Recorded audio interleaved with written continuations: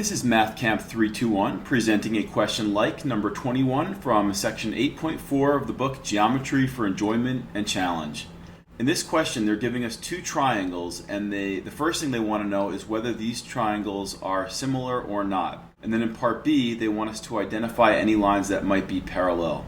So to start, let's review the three ways to prove that two triangles are similar.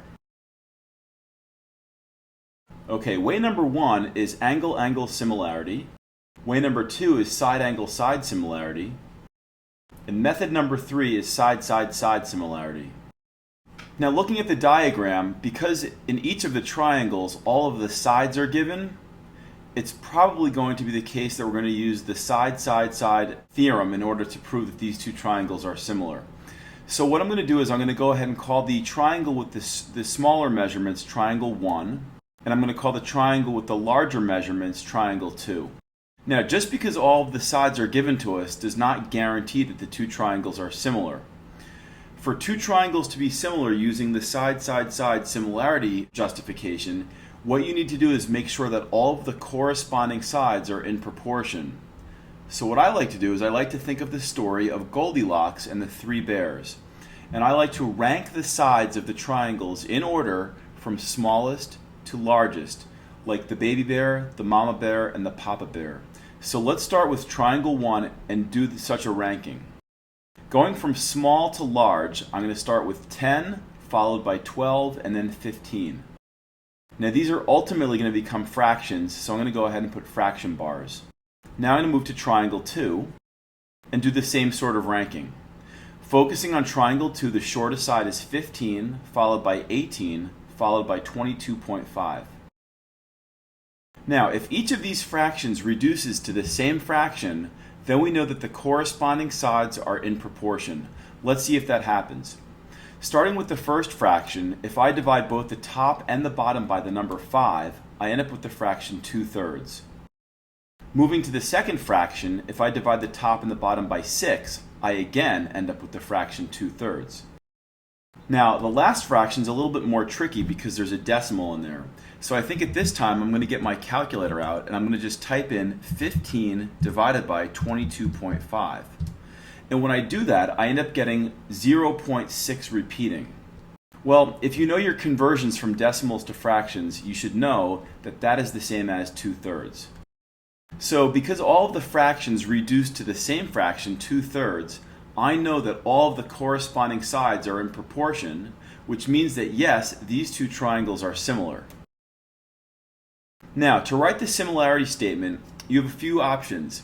What I'm going to do is I'm going to start with Roman numeral number 1, and I'm going to name the triangle first traveling through the short leg and then the middle leg. Or I should say first through the baby bear and then the mama bear. So I'm going to call that first triangle, triangle BAD. And let's be very clear, I arbitrarily started here at B, and then I traveled through the short leg, and then through the medium leg, or the baby bear, and then the mama bear. Now, if I do the same sort of thing for the other triangle, triangle number 2, first go through the short leg, and then the medium leg, I'm going to end up starting here, and I'm going to say triangle DBC. And I'll make this with a wiggly line. So 15 is the short, the baby, and then 18 is the middle, or the mama. So that's going to be DBC. So these two triangles are similar by the SSS method. I've given a similarity statement, and now I'm going to identify any lines that might be parallel. Well, there are two very important properties of similar triangles. The first is that the corresponding sides are in proportion, and we've already addressed that. But the second is that if two triangles are similar, the corresponding angles are congruent. What these letters stand for are corresponding angles of similar triangles are congruent. So looking at the positioning of these letters, I'm going to make tick marks in the diagram. Angle B, which is the first position, corresponds with angle D in the other triangle. So angle B in triangle 1 corresponds with angle D in triangle 2. So I'm going to give them the same tick mark. Angle A in triangle 1 corresponds with angle B in triangle 2. And angle D in triangle 1 corresponds with angle C in triangle 2. Okay, so I've made all the markings in the diagram, and now in order to determine if lines are parallel, I need to see things like alternate interior angles being congruent, corresponding angles being congruent, that sort of thing. So as I look at this, I actually do notice that I do have two angles that are congruent, and I'm going to go ahead and I'm going to make those a little bit darker, more bolded.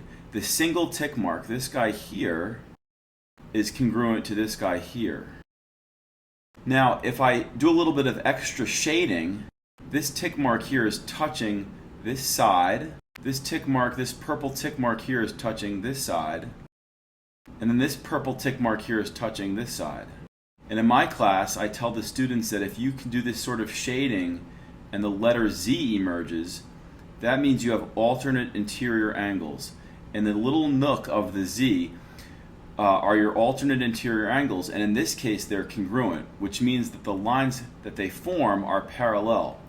So I'm going to go ahead and make my concluding statement that line segment AB is parallel to line segment DC.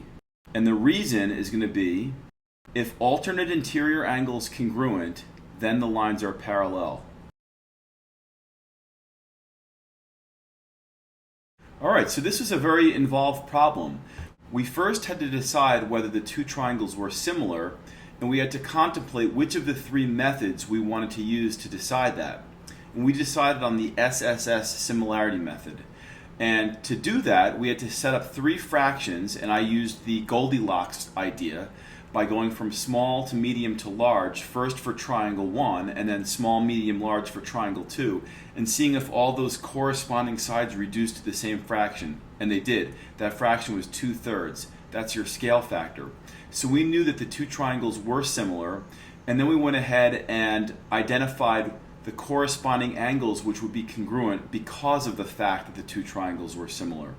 And from that, we went on to determine which lines were parallel. So a lot of stuff going on in this seemingly easy little problem. I hope this video helped, and now you should go to section 8.4 of your book and try their version of number 21.